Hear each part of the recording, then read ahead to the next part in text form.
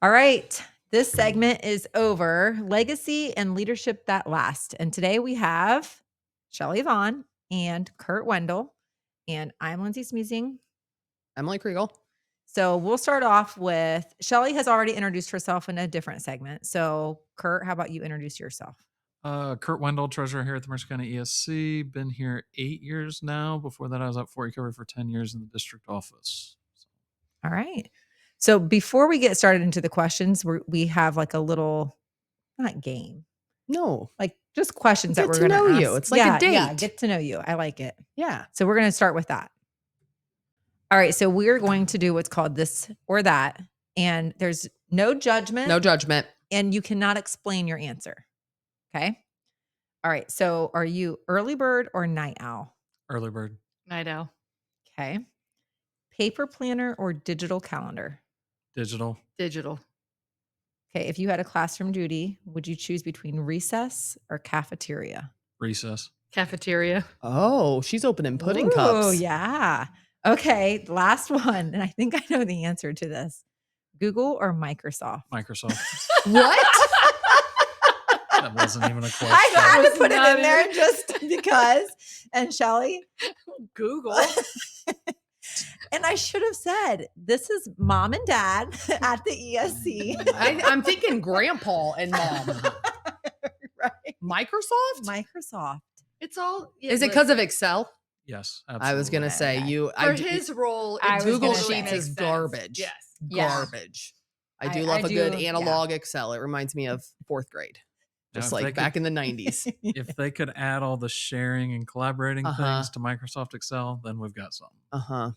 All right. So for our first question, we would like to know what legacy you hope to leave as a leader. You got it. This is mine. Okay, so it's not about you. That's what I would say. Like as a leader, it's not about you. So the legacy I would like to leave is that I've empowered others, I've inspired others to do good work for others. Mm-hmm. It's almost like your work continues when you're gone. Like the Yeah. mission and value of your work continues. Well, what's that sign that's like in the bathroom? Like People remember won't remember remember like what you did and said. They'll remember how you made them feel. made them feel. Yeah. So I feel like it's kind of like that, right? Yeah. I think, Kurt, you should answer. I would say, I don't know if it's really a legacy thing or not, but I would say it's more about culture and environment for me. You know, at the end of the day, we all got to do our job and get good product out the door and stuff, but in an upbeat, positive, fun environment. We all spend a lot of hours inside these walls, and hopefully at the end of the day, when people look back of working with me, that they remember the fun and joy that we had while we were doing the work. Yeah. We will for sure. I think so. And I think that as we've been going through some things outside of the office with a lot of different people, that becomes so incredibly important. Right. Is how important that connection is. The work will continue. Someone will figure out how to pick it up and carry that Mhm. weight. But like knowing that you have a place to come back that is safe and fun. And yeah. All right. Our next question. What habits or values have guided your leadership over the years? I would say from a leadership perspective, family first. While we're at work, you know, everybody's got that job to do, like I said beforehand, but at the end of the day, we all got families to go home to and stuff, and life happens outside of these four walls, and life doesn't stop while we're inside these four walls. So, Right. Family first and foremost. Then internally, as we're at work, I would say probably no surprises. I think Shelly and I live by that theory and back in our offices in our corner of the world.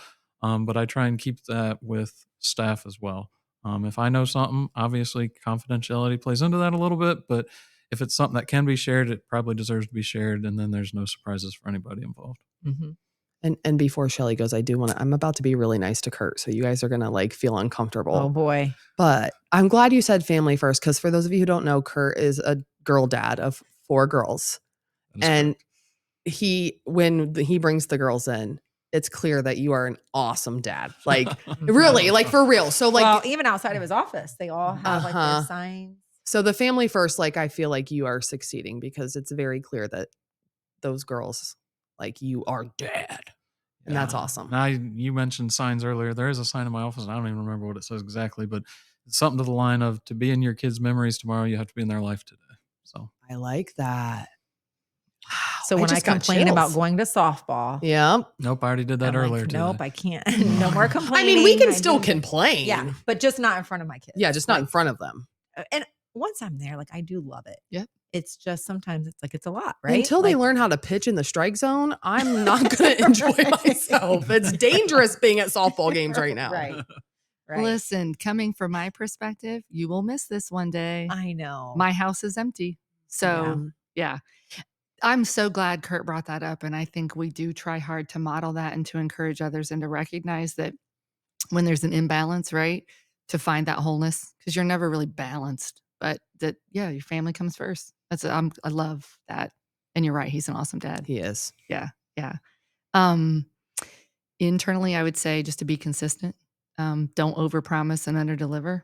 You know, we use that line a lot in our office as well. And to be willing to do hard things. Know that it's hard, but it's right for kids, and that's who we're here to serve. So the willingness to do hard things. All right. This is my favorite question. And I need to know, and I'm sorry, might be a little inappropriate, but Kurt, you're going to answer this one first. What advice would you give your younger self starting out in leadership? But first, I need to know so I can get the visual. Did younger self have hair? Yeah, pre-kids. Okay. Yeah. Okay. So I'm picturing you with hair. That's all I needed. Those I just four needed to daughters know. you referenced. Yeah, there was hair, but not anymore. I think what I would tell my younger self is they're all human. And what I mean by that is probably when I got in leadership, and maybe it was a little bit of self-doubt, I don't know.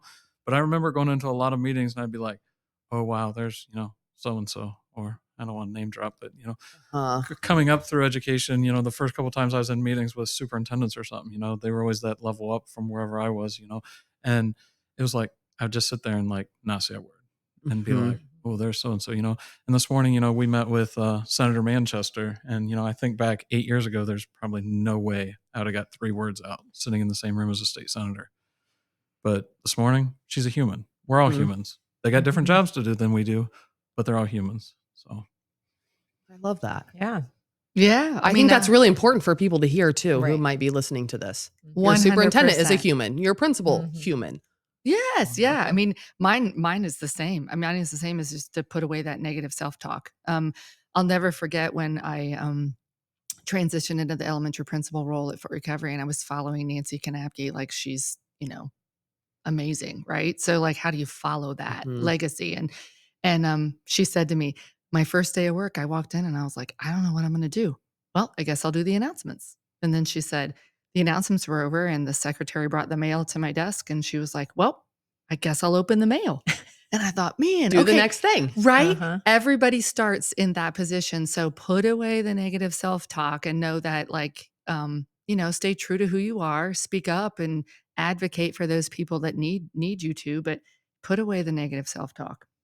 And I think everybody's really good at that. Everybody has that negative talk. And I think of our episode with Michelle, like that imposter syndrome, So no, I think that's great. Yeah, and then I'd say, in the last question, I think we talked about, the balance, wholeness, balance, but even a step further than that probably was early on when I kind of felt like perfection had to be the standard. And the first couple times that I stumbled across or going through, in my world, the first couple state audits coming in, and when they find something, man, I'd melt. I would pick the phone up. I was losing my mind, like, oh no, but now at this point, I mean, I still take my job serious. I want everything to be perfect. But at this point, those conversations become more about learning opportunities than about fear. So. I don't lose. I either win or I learn.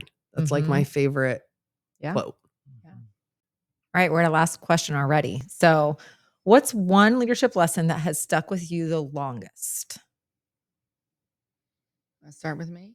Sure. Okay. So I would say, know who you are, firmly know who you are and what you believe in and do things, make all decisions, do all things around that. Right. So honesty and integrity. That's it. That's do things with honesty and integrity. Leadership to me is about relationships and communication. So even when you have to do the hard things and have the hard conversations, how do you do that in a way that preserves relationships? And I think, like I've always said, I want to learn from Shelly how to have those hard conversations, because I've been in situations where the start of a hard conversation has happened and I'm like, man, but I think it's those relationships that have been established preemptively. It's not necessarily, I mean, the hard conversation is still hard, but they respect you so much that when those words come out of your mouth, they trust them and they honor them and they know. So it's not necessarily how does she have that hard conversation. You're looking at the wrong thing. If you're looking at that, you really need to be looking at how she's conducting herself every single day so that she has some street cred when it's time for those hard conversations. Yeah. So, and likewise, I would say for me to be humble enough to appreciate and respect the hard conversations that come my way too, right? Mhm. Because to Kurt's point earlier, perfection is not the standard. So, Lord knows I make mistakes or I hadn't thought things through. Or so, likewise, we've had some hard conversations, have we not? Yes, we have. Yes, we have. For me, I'd say probably, and I don't know that you would count it as a lesson or not, but just to be able to lay your head on the pillow at night and not have anything on your conscience. If throughout the day all the decisions I made were, in my opinion, the best thought out decisions, and nothing going against my morals or my beliefs or any of those kinds of things, that at the end of the day, when I lay my head down on the pillow, I can just go to sleep and not have those things rushing through my mind again. It's been a good day. So every single day, just aim for that and move on. And then it lets you start over the next day. That's right. Yep. I like But that. still with no Fresh. hair. It's not your fault. But a lot of positivity. Yeah. That's right. Okay. This joke is probably a little more sentimental than it is funny. Oh. Okay. We'll see if you guys can figure this out.